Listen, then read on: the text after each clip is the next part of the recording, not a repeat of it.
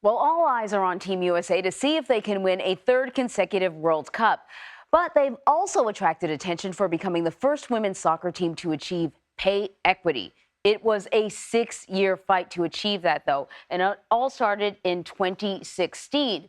5 players, including stars Megan Rapinoe and Hope Solo, filed an Equal Employment Opportunity Commission complaint for workplace discrimination. Female players earned 38% less than similarly situated men.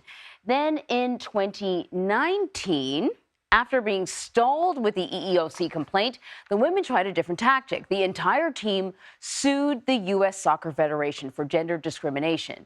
And after a new bargaining agreement in 2017 led to pay increases, they argued that they were still earning less than the men and receiving unequal resources. Well, a judge dismissed their lawsuit in 2020. But, they didn't stop there.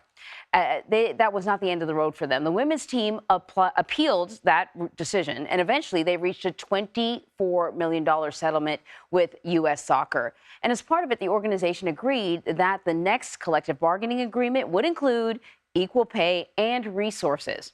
They signed their new contracts in September of 2022. And in light of the U.S. women's team's victory and the growing popularity of women's soccer, FIFA has made some changes as well to the World Cup prize. They raised the women's tournament prize by $122 million to make it more equal, but it's still a third of the men's prize.